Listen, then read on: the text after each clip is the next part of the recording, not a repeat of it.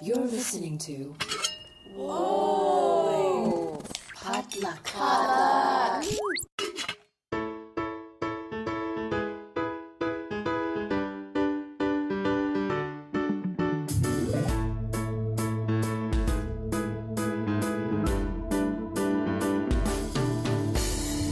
And hey, welcome to Books and Boba, a book club and podcast featuring books by Asian and Asian American authors. My name is Marvin Yue.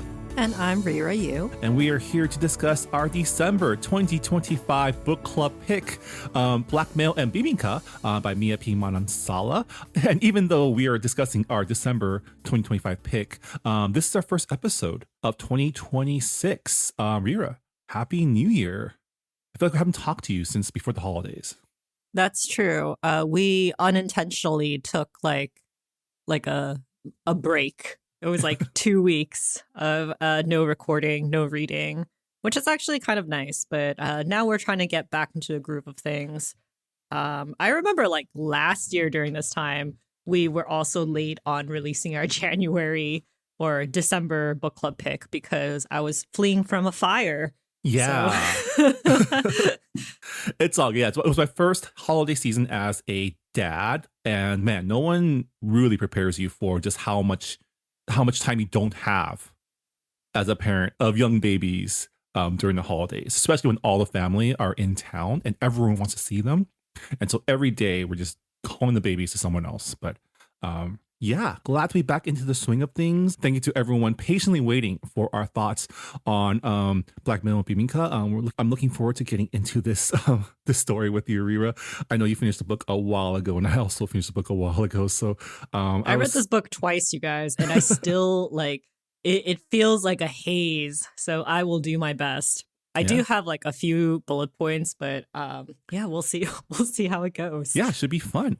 Before we get started, as always, Books and Boba is supported in part by our listeners. So if you've been enjoying our podcast and want to become a bigger part of our book club, head on over to patreon.com/booksandboba, where as an official Patreon supporter, you can access to our members-only Discord server where you can chat with Rira and I and fellow book club members on all sorts of topics, including our monthly book club picks in real time. And if you join us at the Honey Boba level, you also gain access to our monthly bonus podcast Boba Chats, as well as the opportunity to help us pick a quarterly Patron's Choice Book Club pick, which our January pick was chosen for us by our patrons. So thank you to everyone who participated in our selection process.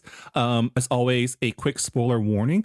In our book club discussions, we do discuss the book in its entirety, and with Blackmail and Bibingka being a murder mystery, we will be spoiling whodunit and all the twists. So if you do care about that and have not finished the book yet, this is your cue to hit pause on the podcast, finish the book, and come back and listen to our thoughts. But yeah, let's get started with our first book club discussion of the year. Rira, can you start us off with the book description of Blackmail and Bibingka? It's Christmas time in Shady Palms, but things are far from jolly for Lila Macapagal. Sure, her new business, the Bruja Cafe, is looking to churn a profit in its first year. And yes, she's taken the first step in a new romance with her good friend Jay Park. But her cousin Ronnie is back in town after ghosting the family 15 years ago, claiming that his recent purchase of a local winery shows that he's back on his feet and ready to contribute to the Shady Palms community. Tita Rosie is thrilled with the return of her prodigal son, but Lila knows that wherever Ronnie goes, trouble follows. She's soon proven right when Ronnie is suspected of murder, and secrets surrounding her shady cousin and those involved with the winery start piling up. Now Lila has to put away years of resentment and distrust to prove her cousin's innocence. He may be a jerk, but he's still family, and there's no way her flesh and blood could actually be a murderer, right? So this is the third book in the Tita Rosie's Kitchen mystery. The second book, which we did not read, was Homicide and Hollow Hollow. And in the dedication to Blackmail and Bibingka, Mia talks about how, like, the last book, the second book, she was in a dark place, and so was Lila. So it was like a darker, heavier book where Lila was going through some things. And the third book, Blackmail and Bibingka, like Mia was saying, yeah, this is a lighter book. Like, we have seen the end of the tunnel. So it's kind of weird to be like at the other end of the tunnel when we did not go through the tunnel as readers. Yeah, I mean, I feel like Mia did a really good job catching people up who did not read the first or second book, so you kind of get the gist of what happened in the first two books. But it definitely felt like jumping in season 3 of a show and missing like an entire like 12 episode season in between. So there's new characters we don't know. There's some new dynamics. Yeah, like the second book, Lila had not opened her cafe yet. She was like having a hard time deciding to open it because in the first book she was dealing with like, you know, being suspected of murder and stuff. So she's like, I don't think I'm in the mindset to open a cafe right now. But in the third book, it's like, yeah, the cafe is up and running. It's doing a great job. It is a staple cafe in the community. It's a cool hotspot. So Yeah. I mean, also in that first book, Lila was the prodigal daughter returning home after leaving her hometown for like several years. So it's kind of cool to see her now as an established member of this community that she has returned to. yeah. I will say it was a little bit difficult for me to get a hold of like all of the characters that were just introduced. And I was like, oh my God, I don't remember so many characters in the first book. But I caught up pretty quickly. But yeah, it did take like 2 chapters, I think, where I was like, okay, let me get the cast of characters sorted. Yeah, and it's a cozy mystery. So, you know, with cozies, half the fun is the cast of characters and like the slice of life aspect that runs parallel to the murder, right? Yeah. People were asking in our Discord like what a cozy mystery is, and my answer to that is like it's just vibes with murder sprinkled in. Yeah. And some might say this book was more heavily on the vibes than the murder. And we will get into like the murder mystery and how we feel about how everything resolves later on. But I definitely enjoyed reading about, you know, developing menus for the cafe. And then Ronnie coming home and throwing a wrench into like the peaceful status quo that this family, like even without the murder mystery, would have been a pretty compelling like family drama. Yeah. And you know, Mia is very good at writing like the Filipino American family dynamics in this book and also in her previous books. And yeah, like the whole cousin relationship, I think she nailed it. You know, it's just like big. I mean, there's like 2 different types of cousin relationships. One is like you're basically like really close, like BFF, like pretty much like siblings. And then the other side is like you guys are constantly put against each other as like rivals, and you're constantly compared to each other, and therefore resentment builds. And it kind of seems like that was kind of the case. Like Lila and Ronnie were compared with one another. Ronnie was always like the bad kid, and then Lila was like the one that was like actually, you know, doing a good job of being like a good granddaughter and niece until she left. And even when she left, it was like more for like her education and, you know, broadening her horizons. Whereas like Ronnie was like, he got out of juvie and then bounced. So like Lila's prickliness with Ronnie, I feel like that is very much like a cousin dynamic we see. I kind of feel like it's a third version, which is like, I don't think Lila was compared to Ronnie like, oh, you should be more like Ronnie. Like, you know, there's the model cousin and then there's the screw up cousin. And Ronnie was definitely cast as the screw up cousin, both by his family and also by the town, right? He was kind of scapegoat for a lot of things that happened in town. And it feels like from the text, like Lila understands that that was what was happening to Ronnie. Like not everything that was blamed on him was his fault, even though he did screw a lot of things up. But she kind of takes the family's line of like, whatever Ronnie's up to, he must be up to no good. And like those expectations carry through to today. But at the same time, like, it also feels a little like I had some issues with the way that Lila treated Ronnie, because given what she herself went through in the earlier books, you would think she would be more sympathetic to someone society automatically assumes to be guilty of something. But we also know that Lila runs on emotions. And, you know, when it comes to family, especially family that has disappointed you, has a history of disappointing you, those habits and prejudices are hard to break, right?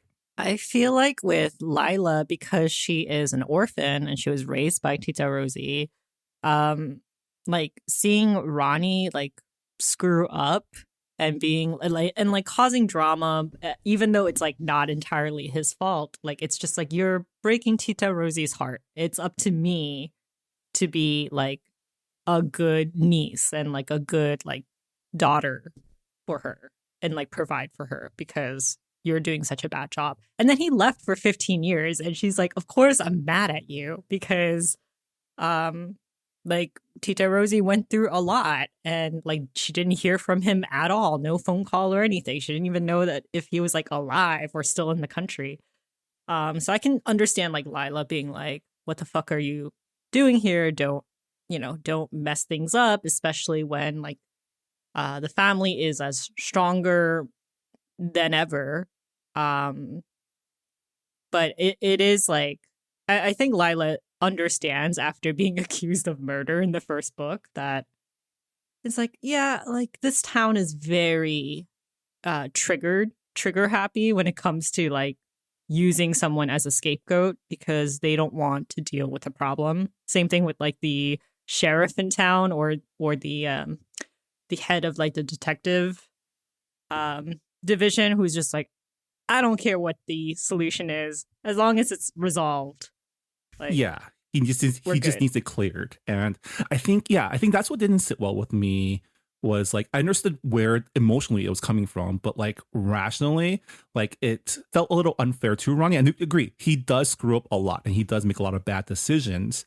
But I think watching how Lila interacted with Ronnie kind of something clicked that like, okay, now Mia does a really good job portraying the gossip network, right? The whisper network of the Filipino American community, through like the gossiping aunties, right? The calendar girls. And Lila herself, like, in cozy mysteries, there are different types of investigators. A lot of times they're inadvertent. Sometimes they're confident. Sometimes they just stumble through it. And Lila kind of is the more like, it's vibes, right? She kind of stumbles through her investigations going off her hunches and vibes. And her hunches and vibes all stem from also judgment, right? She is suspicious of Ronnie, she's suspicious of other people. She is following the gossip. And I realize her investigative superpower, like her skill set is that of an auntie. Yeah, she's an auntie in the making. Yeah. I do like how in this book she has gained experience in sleuthing. So she's like giving out her GPS like location to other people and telling them like, if I'm not back in like 30 minutes, you're gonna call the police, and making sure like her phone is like recording. I'm like, okay, she's learned from her mistakes. It's like she's not really an amateur sleuth anymore, but she's still a reluctant sleuth. Like half the time she's like, I just want to bake cookies for the winter celebration. I have so much on my plate. And then Tita Rosie is just like, can you look into this? Or it's like, or something's not adding up. I guess I'll look into it just so that Ronnie doesn't screw up and make Tita Rosie cry again. Right. Is she reluctant or does she crave? Yeah, mess, that's true. right? Like, does she crave? And also, like, they're like, we need to gather information. So we are going to bribe people with delicious Filipino food and constantly be like, hey, like, have you eaten? Like, come sit down with us, and just constantly ply them with food and conversation and hope that they, spill their secrets, like be vulnerable. And I'm like, yeah, that is like peak auntie behavior. I think Lila has like, in the first book, she was just like, oh, the calendar crew, like, why are they so nosy, blah, blah, blah, blah, blah. But she's using them as an asset in this book. And I'm like, I love it. And I really love it. And, like a lot of really great, like multi-generational Asian American stories, right? You kind of realize the child is just like the parent, right? She is just like the auntie. Like, she might not want to admit it, but she is, like, one day she will be the same as them, right? One day she will do Facebook searches and like do a whole background check and figure out their life story. Well, she's got to use her skills somehow, right? once you have the sleuthing skills, you have to use it. Yeah, for the greater good, Right. But Ronnie comes into town unexpectedly, just like literally just walks in through the door and he's like, I'm back. And I bought this winery. And they're like, where did you get the money to buy a winery? And he's like, I'm going to start my own coconut wine line. Like I've honed my craft. And they're like, that's what you've been doing this entire like no call, no email, and you just show up. I mean, I kind of get it, right? Like, if you're known as the town screw up, like, you can't go home unless you have something to show for yourself, right? It's essentially the prodigal son coming home. And, like, you know, he definitely has a complex, right? He knows everyone thinks he's a screw up. And he knows that, like, if he comes home with nothing, that's all he'll be. So, in his mind, if I come back with a business, then people will say, okay, he's turned his life around. But unfortunately, people also have long memories, especially in this community, and they kind of expect the worst from him. And it doesn't help that with what happens very soon after, people seem to be proven right? Like, even if he's not directly responsible for things going wrong, because he's attached to it, people are like, oh, of course it went wrong. Ronnie's attached to it. And I felt bad for him, but at the same time, he did not do himself any favors with how he also conducted himself with all the secrets that we learned about him. Yeah. It was also like a question of like, why are you here? Because you've been gone for 15 years. If you're going to set up a new business, like, why are you setting it up in your new town? And it kind of is just like a perfect storm, because like he bought this winery because it was available for purchase for really cheap. They live in Illinois, you know? So it's just like, well, we can't afford anything in like Chicago. And then you learn that they fled from Florida. So it's just like a good business opportunity. But he didn't tell his business partners, Izzy and Pete, who are also his college friends, about how he just ghosted the entire town for 15 years. And they find out like slowly through their interactions with like Ronnie's family, and they're like, oh, okay. So when he said that the town doesn't like him, they really don't like him, and they're learning some ugly truths. And Ronnie says, I have some important investors coming into town, and it is very important for us to like secure all of the funding. And that was Xander Cruz and his fiance, Denise Sutton. Ronnie tells his mom, like, hey, can you like cook up a feast? Like, we need to like really like impress them. And this is where Denise Sutton, who we find out is an alcoholic, you know, she starts guzzling like all the house wine that they brought from the winery. And then she dies of methanol poisoning shortly after. And that is very sus, of course, because people are like, oh, she drinks like your coconut wine and she dies from poisoning. They thought it was alcohol poisoning, but we soon find out that it was not alcohol poisoning. It was methanol poisoning. And the cops think there's foul play because they find like a puncture hole in the cork that doesn't match like a corkscrew, right? So now it's become a murder investigation, and obviously everyone points their finger at Ronnie, especially because it seems like he is up to no good, because when he comes home, his mom, Tita Rosie, starts getting blackmail emails. Right, or blackmail letters. So it's email first, right? It's an email first, and then it turns into a letter. Yeah, and like Lila's like, oh, what fortuitous timing. You know, my cousin comes back into town, and Tita Rosie is being blackmailed into like giving $50,000 or whatever. And the blackmail says like, oh, like I know what happened in Florida, so. Yeah, it says like they have blood on their hands or something. And that's another like red herring thread that Lila starts going down, is what happened in Florida. It is fun to watch her employ all of her investigative like knowledge and skills, and also delegate. Like now she has like friends who can hack or search archives for her as well. Was it Adina or Elena? Like it was one of her two employees. Like one of them is really good at talking sales, really good at small talk. And she's like, she releases her and she's like, go find out stuff. Yeah. Like, or like secure a meeting with this person because And they're then- like, I need more information. Like, can you invite Izzy to like your next like event or whatever? And I'm like, wow, It's karaoke night, really right? delegating. Yeah. Yeah. And then what was it like? One of her business partner's brother is also a family lawyer who knows the hacker. I forgot how the hacker comes in. Like someone knows a The hacker. hacker is their graphic designer right. for Brewha Cafe. And they just happen to be really good at tech. And they find out that the email was sent from a public library computer and Yeah. like their history gets wiped every day. So it's just like, well, we can't find out who it was. And there's a number of suspects because it could be Izzy, it could be Pete, it could be Quentin and Olivia, who are Xander and Denise's assistants, who also is Denise's stepchildren. Right. Also twins, which is a detail that I personally enjoyed. But yeah, so the story offers tons of red herrings. So I want to ask, like, at this moment, after we find out that it's probably murder and we've been introduced to the cast of characters and likely suspects, did you have any like initial hunches on who the killer might be?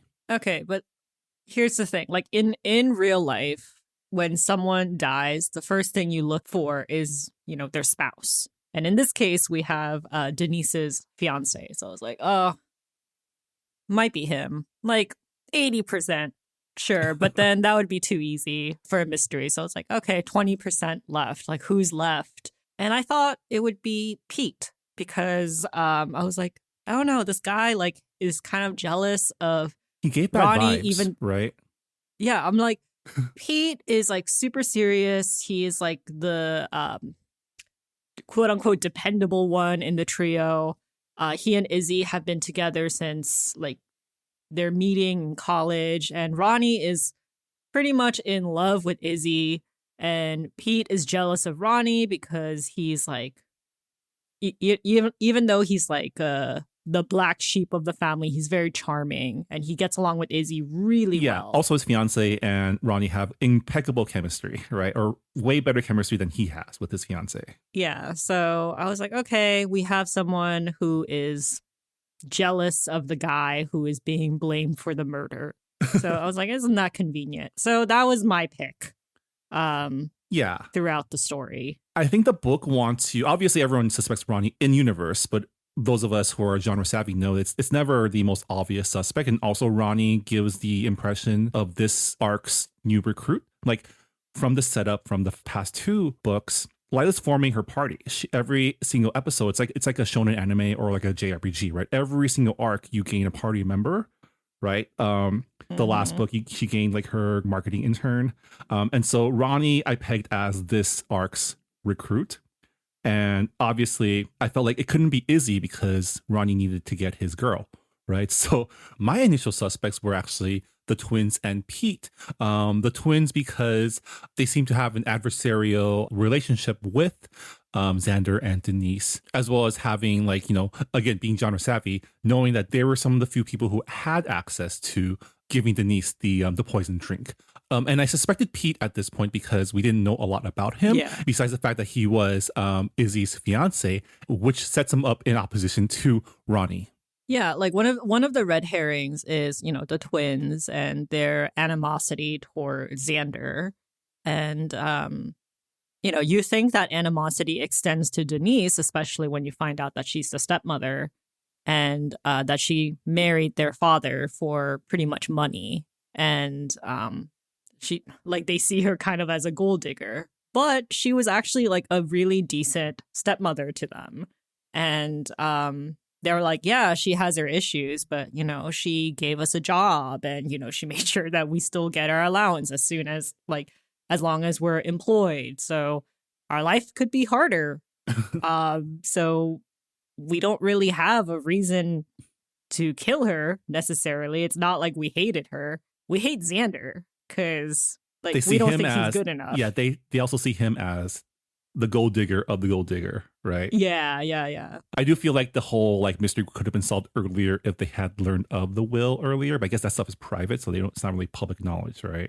Yeah, I mean, it's Yeah. like, how is Lila going to find out about the will? She's not connected to the family. She's not like Benoit Blanc, who is an official detective. She just has to follow the gossip and follow her instincts.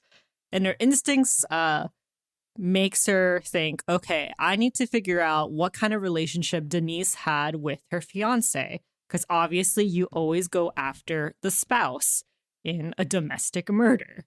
So she's like, okay, he has a dog, I have a dog. We're gonna become dog walking buddies. And like they warm up to each other because they have like this bond as like dog lovers. And he's like, hey, do you think you can drop off my dog later at my house? And she's like, yeah, sure. And some people might think that's like really fast when it comes to trust, right? But I'm like, no, if you're a dog lover, I feel like you give your trust to a fellow dog lover. I do feel like part of the trust is also as like fellow brown people in like a town. That's true. Yeah. Yeah. Like I Because think he's Puerto Rican. there's Yeah. definitely like this innate, bond that forms when you're minorities in your community, right? And part of his charm was also him sharing his culture's dishes with Lila's family as well. And definitely like he is an awkward dude. He's kind of antisocial. He is not like he's definitely an introvert, right? Like he's not good in social situations, which often read as suspicious. But like maybe part of it is like, I didn't want to suspect him, but I felt like he was the definite red herring, right? I did not think if he turned out to be the killer, I would have been really surprised. Yeah.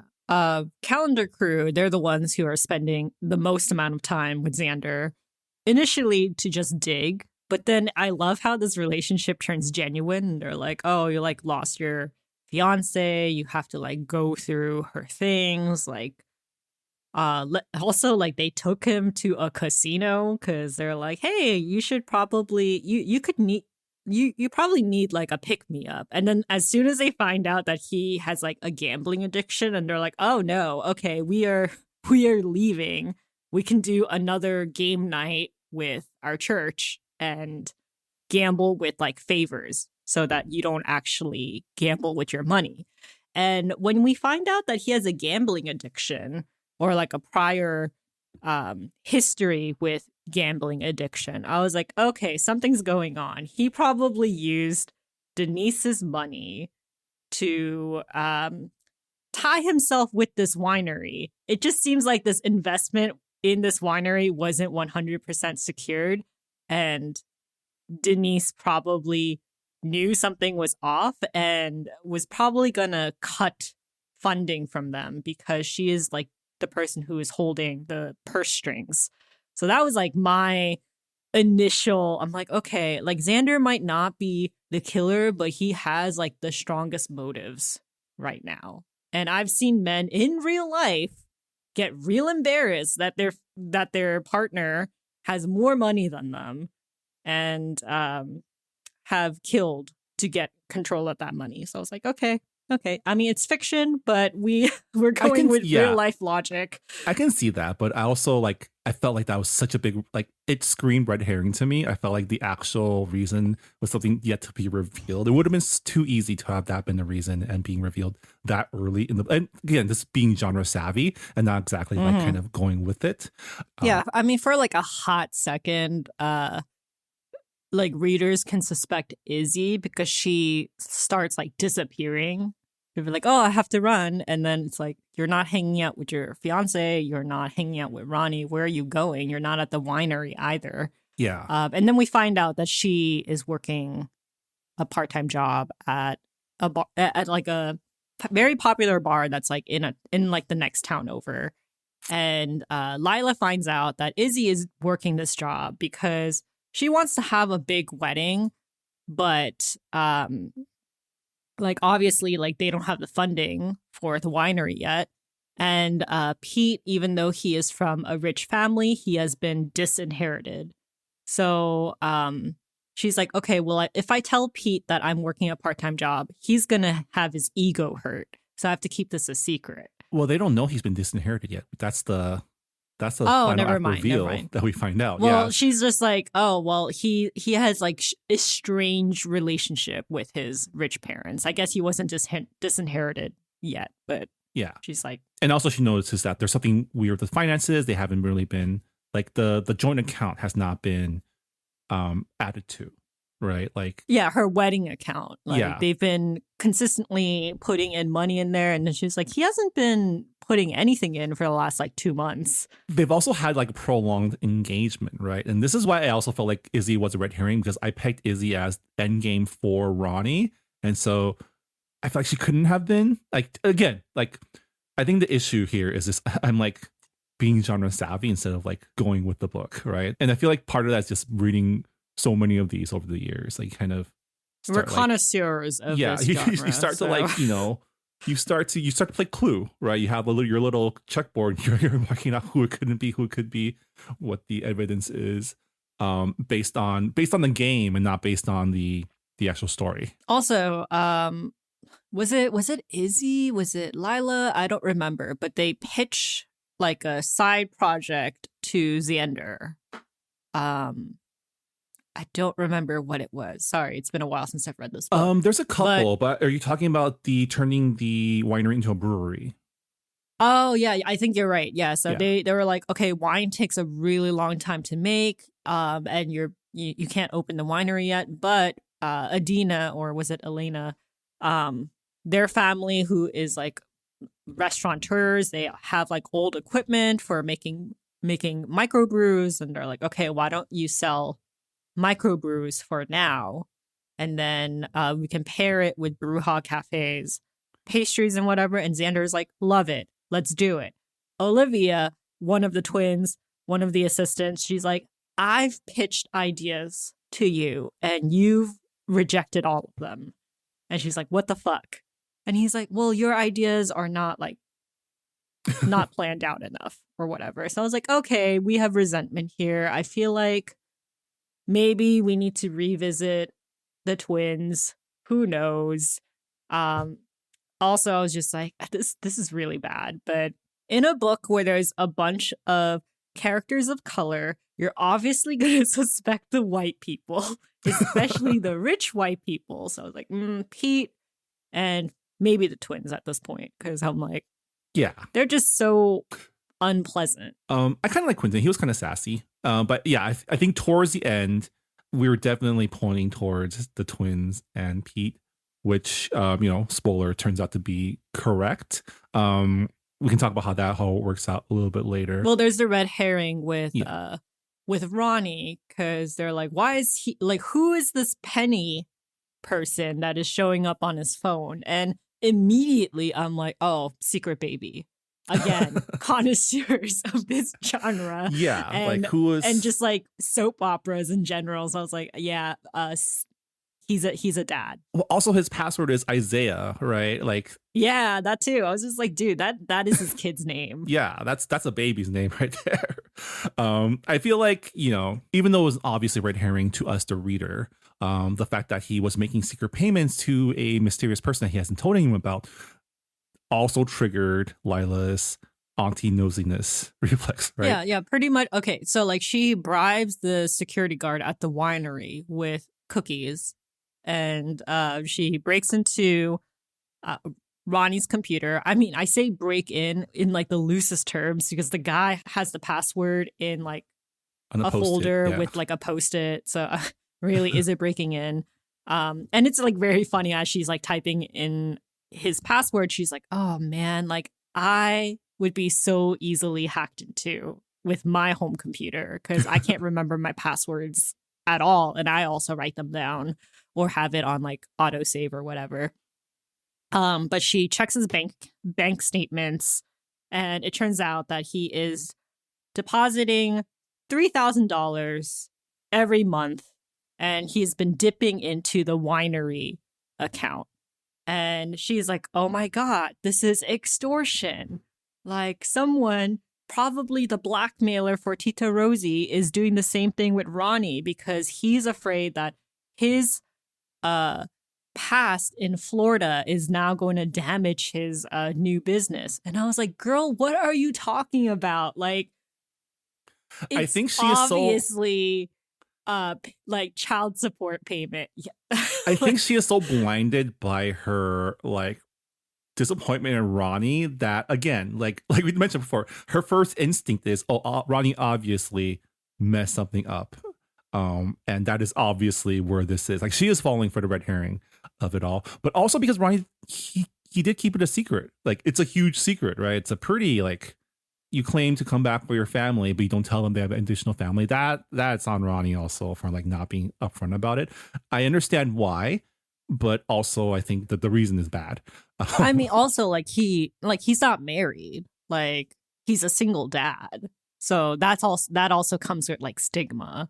Yeah. And I can see why he would be like hesitant to reveal that to his family.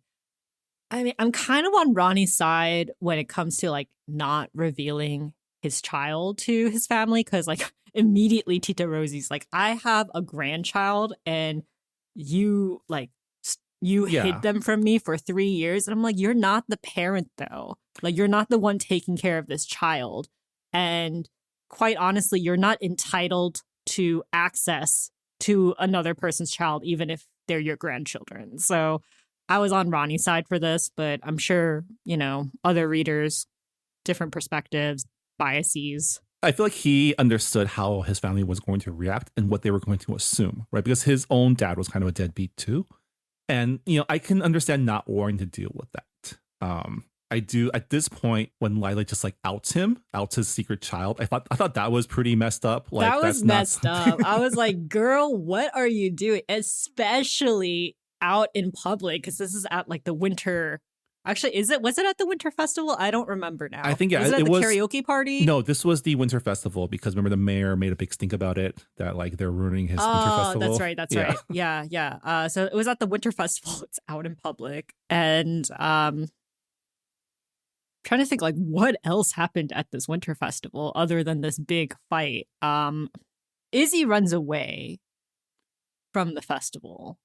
No. I don't remember why. This was Izzy runs away from something. I think it was like the cookie decorating thing or not. Oh, like, yeah. During right. the festival is the climax, right? Because Ronnie runs away when he's confronted about his secret child, and then Pete goes with him to calm him down ostensibly, and then that's when Ronnie sends Izzy the secret code, the SOS. Yeah, the ... And I'm yeah. like, what a lame. I mean, I get it. Thing. I mean, I thought it would be like an emoji or something. Like, ... is not. I mean, I get it. Like, you have your secret code. Like when we used to go out, to the clubs, we would have like, okay, if you need help, this is the signal, right? I mean, I didn't really have a secret code with my friends. They would just tell me. They're like, they would just straight up text me, be like, I'm in a really bad date right now. Can you call and pretend that your car has broken down and I have to like go pick you up? And I'm like, why don't you just tell the person that you're not into them and just leave? But I mean, if you're in a potentially dangerous situation, you don't want to like escalate. I mean, like you're that, out in though, public, right? and it's, I don't know. It was just kind of like, well, anyway, that's neither here nor there. So was it Quentin or was it Pete that went after? It was Pete, because Quentin was hospitalized at this point. Oh, yeah, that's right. Yeah. I'm forgetting like a very big clue that happened. So Lila and Tita Rosie, they managed to get Xander to agree to let them go through his house belongings because he needs to get rid of Denise's things. And what is it? He's like, he's like, I don't want you guys to like he kind of has like a feeling that they're gonna snoop, but he's also just like, well, I'm gonna trust you guys to be as professional as possible with your church group. Not knowing that the church group is made up of the calendar crew, who are also like super nosy. Well, I mean, I think he trusts them more than he trusts the twins, right? I think that's what it came down to. Yeah. Well, he was like, I don't want any one-way personal connections to Denise to go through her things. I'm like, why are you doing that? Shouldn't people who have personal connections to your dead fiance go through her things? But anyway, they go through her things, and what is it? They find a letter in one of the sneakers, one of the collector sneakers that Denise had. They find a secret love note, which suggests that Denise was cheating on Xander recently, I think, or at some point. At some point. Yeah. But I think at this point you also you also find out Xander has also been cheating on Denise with Yeah. According to Quentin, they're like just very toxic couple, bring out the worst in each other. Like Denise is alcoholic, Xander has a gambling addiction, and they just kind of feed all the bad behaviors within each other. Yeah. So that was the big clue, which I don't know. I don't think that was like a huge. Yeah, but it was just like, well, it was during this time when Quentin got fired because he had tried to, he had broken through one of the sealed rooms, and Xander finds out, and he's like, I was going to give him Denise's jewelry, which includes his he wanted his mother's ring. Yeah, that's what he wanted to find, and that's what he was snooping around in the beginning for. Yeah, but he broke into a room that Xander has always kept locked, and he's like, I can't trust you, blah blah blah, you're fired. And then shortly after, Quentin is hospitalized because he got attacked. So now we are caught up. Yeah, that was a big thing that happened in the book that I just remembered because I read this book a while ago. But we are at the winery. Izzy and Lila show up at the winery to confront Pete and... No, they show up at the winery to look for Ronnie because Ronnie has gone missing. Ronnie. Right, and Olivia calls to say, they just left together. And then Lila was like, hold on, this is a trap. Let's keep going. That was interesting. That was a cool moment because at this point, I think she also suspects something's happened to Ronnie. They have to keep going. They have to follow their hunch. And then at the winery is when this is the second to last chapter. I was surprised everything gets revealed in one chapter. Pete and Olivia were in on it together. Supposedly Quentin was as well. For at least part of the scheme, and both the murder of Denise and also the pinning it on Ronnie.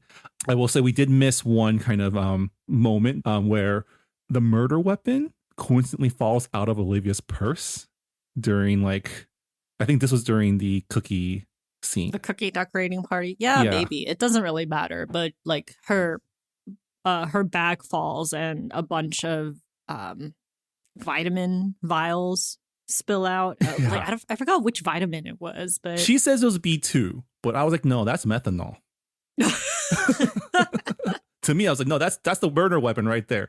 There's no way the author would point out vials of liquid and have it not be the smoking gun, right? Or the right. And this is when Lila very smartly stays out of sight and records the entire essentially they give a villain's monologue / confession about as they argue about what to do with Izzy, because Izzy charges straight in and confronts Pete, right? Because Ronnie is on the floor unconscious, and Lila is just like, I've been through this before. Not today. Yeah, I kind of felt like the reveal did come a little abrupt. The clues are all there, I guess, but also I don't think we learned enough about Pete throughout for it to be him. And obviously it was going to be him because of how it was set up.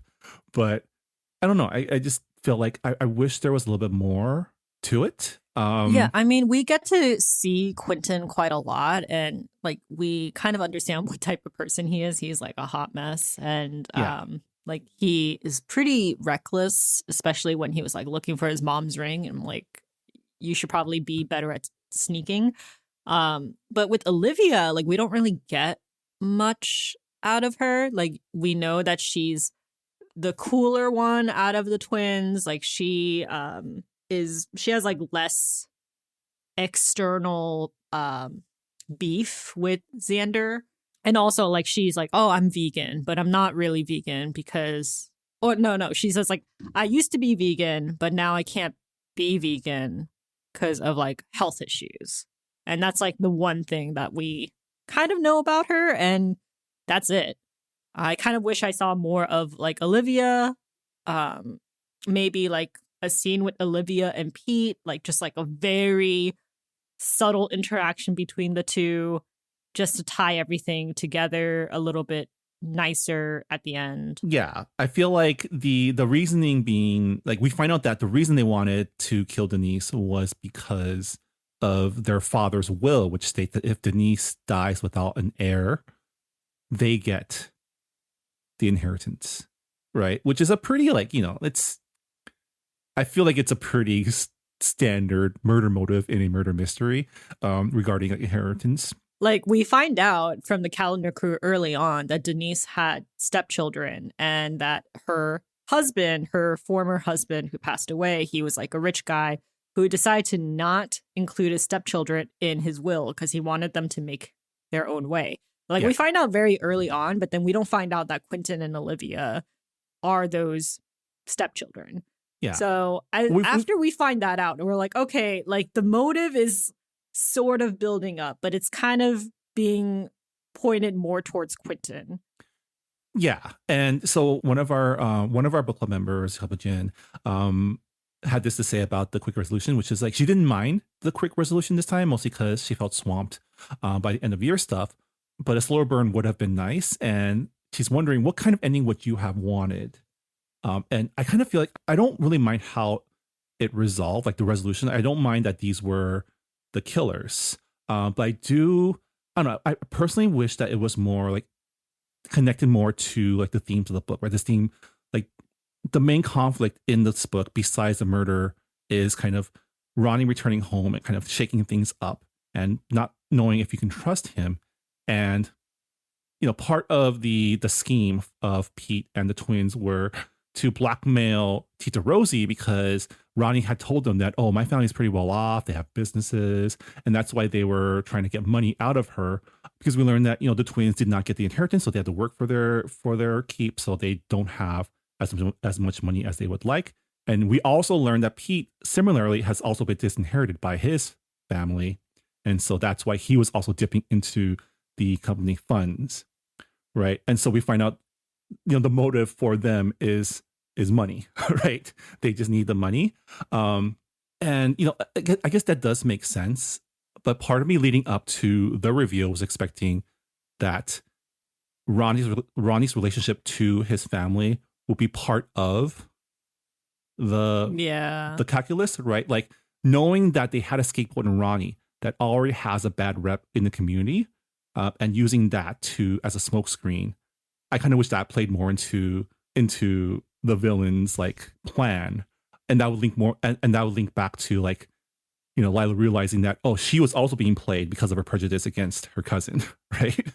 Yeah, I agree. Yeah, and also just, like, I don't mind the ending. I just kind of wish there were a couple extra scenes to have it, like, simmer a bit more, because it did we kind of get a little bit too caught up in the winter festivities, or, like, the prep to the winter festivities. I kind of wish there was more winter festivities. I also, like, it's not Filipino Christmas. It's, like, the town's winter bash. And I was like, oh, I was hoping I would get, like, some of the Filipino, like, over the topness with Christmas, because that is something that I have heard from Filipino American friends. They kind of go all out for Christmas. And we kind of get, like, reference to it here and there. They're like, oh, Bibingka, we don't make it that often. Like, it's usually, like, a holiday treat, and, they're, like, cooking things that are only used for this holiday. And I'm like, I get it. And they also mention, like church festivities during this time, because a lot of Filipinos are Catholic. And I was like, okay, I'm getting references, but I kind of wish, that was, like, more center stage than, like, the town's winter bash. I don't know. It kind of took away the fun for me. I mean, isn't that just part of like a Christmas story? You have to have a winter bash. And I do like, I can relate to like the wanting to represent your culture's Christmas traditions and snacks for in your town's Christmas bash, right? Because that's also like part of it is they want to put their best foot forward and like share their wonderful Filipino inspired desserts and beverages. And I mean, this book is chock full of food references and food descriptions, and it did, everything did sound very good. Even the coconut wine, I do want to kind of try the coconut wine. They make it sound like more like soju, or like more like vodkas. They mention they're like it's not like wine. But Yeah, for marketing purposes, coconut wine sounds more appealing. yeah. But in the end, Ronnie is saved and redeemed somewhat. He's still in trouble for hiding his son. We find out that his baby mama is Izzy's cousin. And kind of wish we get a prequel of that like whole love triangle debacle, right? Like you're so in love with your best friend, but she's engaged to this kind of square white dude. And so you hook up with her cousin and you end up having a baby. That's a whole rom-com in itself. Yeah. I mean, it's the epilogue, so I'll let it go. The epilogue was like a little bit too happy for me, but I get it. It's like Christmas after episode. Christmas. Yeah, I get it. But I was just like, oh, everybody is such a happy family. Everyone's making speeches. People are turning a new leaf. We didn't even talk about Lila's boyfriend, Jay Park, the dentist, and his older brother, Detective Park, who is now in a relationship with Tita Rosie. And this was kind of confused some of our readers who I think this was the first book of the series that they read was like, wait, how old are these characters? Yeah. I can see why that would be the case. Because it's like, how old does the detective have to be in order to be in a relationship with Tita Rosie? How old is Tita Rosie? That because like when we think auntie, we think of like a much older woman, but it's like, oh, maybe she had Ronnie at a younger age and she's actually more on the younger side. So, and I think Detective Park there's a age difference between him and his younger brother as well. It was kind of fun just to have like whenever Jay would appear to be like just the best boyfriend and like to not only humor Lila in her I'm sure sleuthing, but also like aid and abet, right? Yeah, I mean, from context clues, it seems like Jay's older brother. I can't remember his name, but the detective, I think it's Jonathan, right?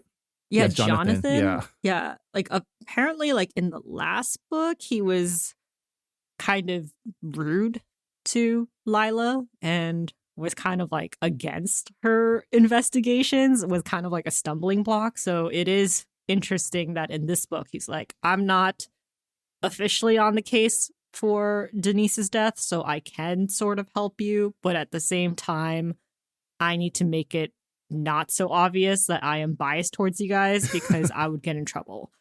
So I'm like, okay, like Lila is collecting allies with each case that she is involved in. Again, like a JRPG or shonen anime, like after every arc you have a new person gets added to the opening credits, right?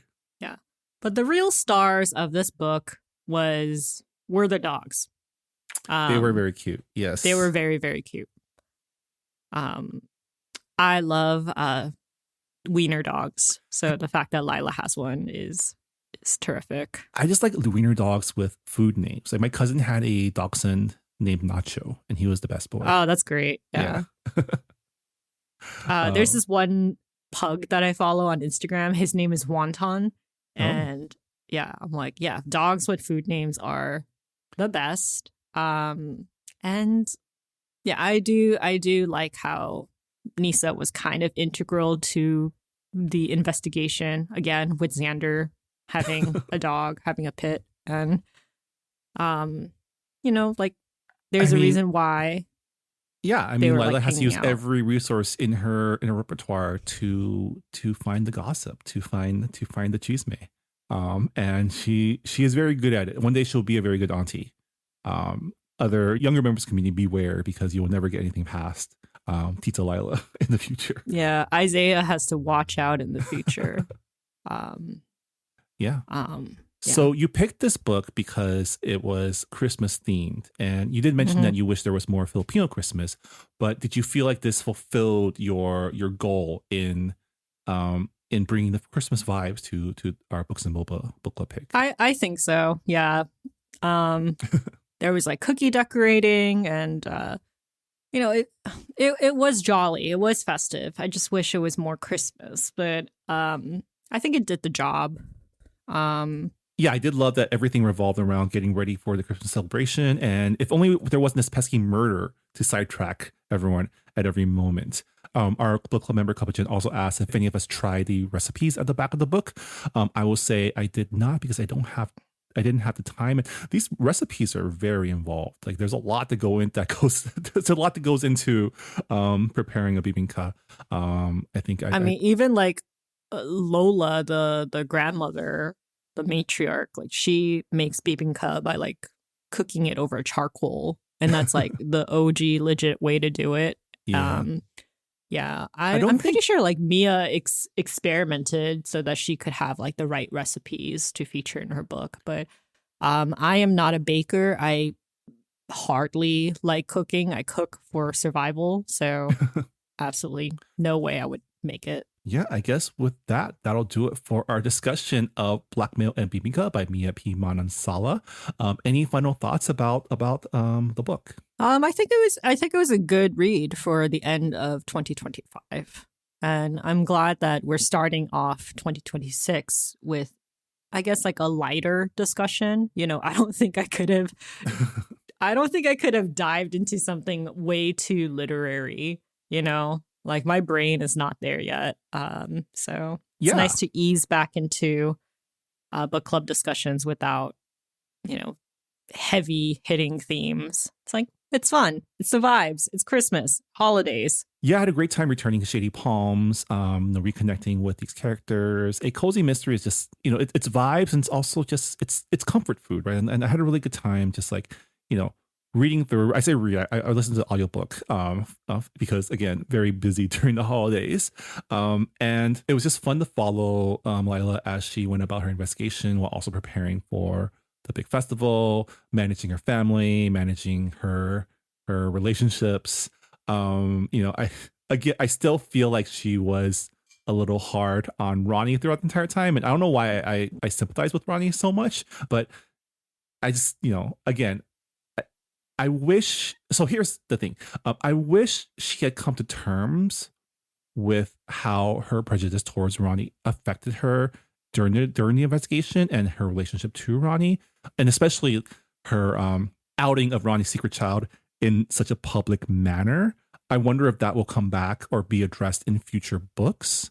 But I did wish that we kind of sat a little bit more in that moment, because I feel like that's where, you know, the murder mystery is a murder mystery. It gets solved. We find out who the killers are. But the heart of this book is this relationship between the cousins. And I feel like that also might have wrapped up a little too cleanly. I feel like some stuff was said, some stuff was done that, like, I feel like needs to be like processed, right? Yeah. Yeah.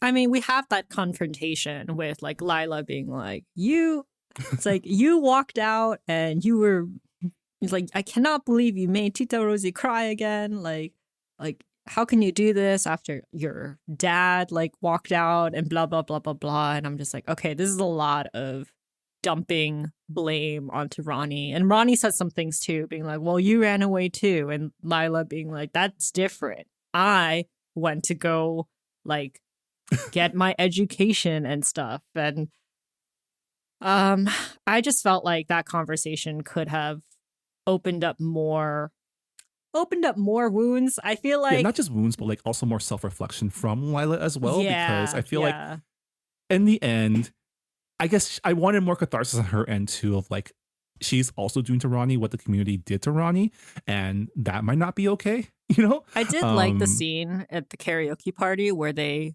sang a song from the Goofy movie, Eye to Eye. That movie is so good. That's the soundtrack slaps. I'm so glad that Mia included that there. But it's such a little morsel for millennials, right? Because I don't know if anyone else would know what the perfect cast means unless you were of that generation and watched the Goofy movie, right? Yeah. I've been seeing like an increase of influencers dressing up as Powerline for like conventions and for like Halloween.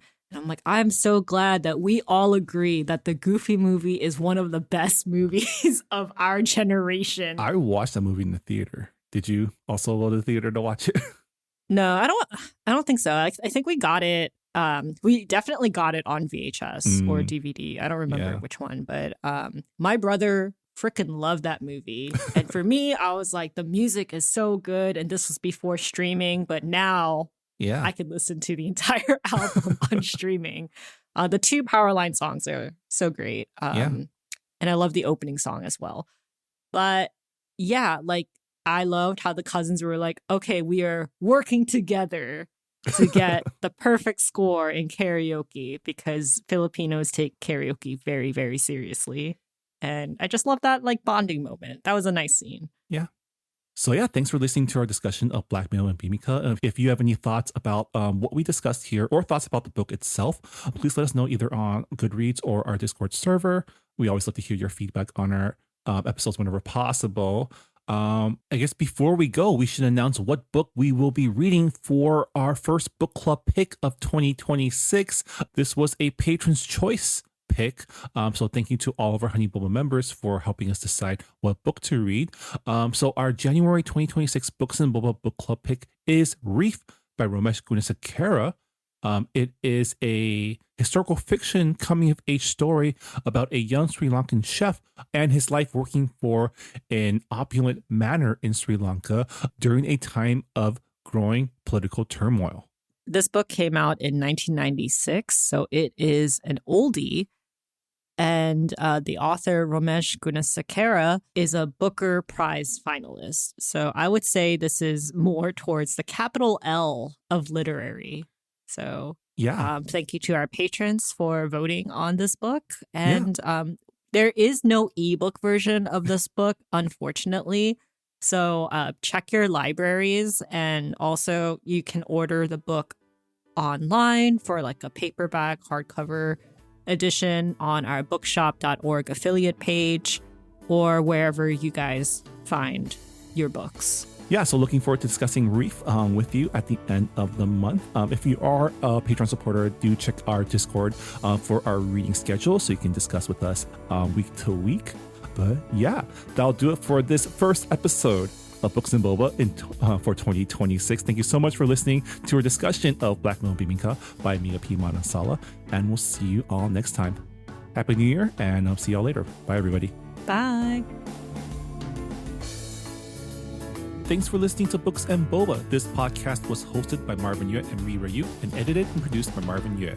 Follow the book club on Twitter and Instagram by going to @BooksandBoba and engage with us on Goodreads on our Goodreads group.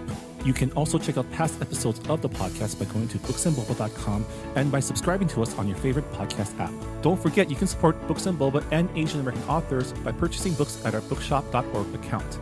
Check out the link in our show notes and also at booksandboba.com. Books and Boba is a proud member of the Potluck Podcast Collective, a collective of Asian American hosted podcasts featuring unique voices and stories from the Asian diaspora. Learn more about the collective and check out our fellow Potluck shows by visiting the website podcastpotluck.com. Thanks for listening.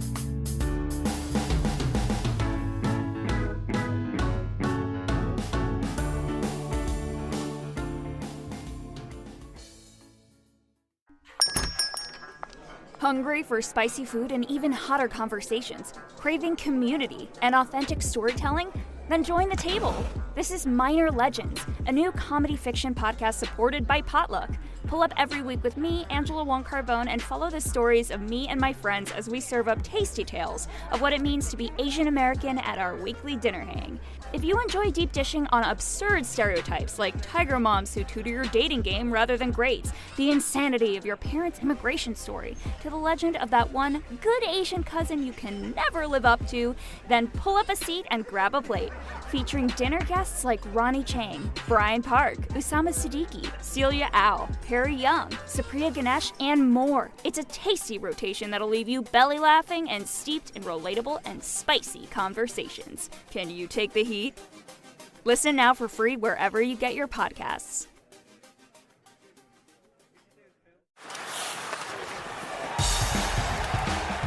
Hey, sports fans. Welcome to Asians in Hockey. You may not realize it, but there's a rich history of Asians and AAPI folks who have contributed to the legacy of the greatest game on ice. From classic legends like Julie Chu and Robin Bawa to current greats like Leah Lum and Nick Suzuki, and even rising stars like Akane Shiga and Jason Robertson. We'll cover their stories, celebrate their accomplishments, and learn about their impact on the sport of hockey. I'm Nate Nakau, former beer league player, occasional youth hockey coach, and longtime hockey fan, and I'll be your host as we take a look at the rise of Asians in hockey. Subscribe to us on Apple Podcasts, Spotify, Pocket Casts, or wherever you get your podcasts. Part of the Potluck Podcast Collective.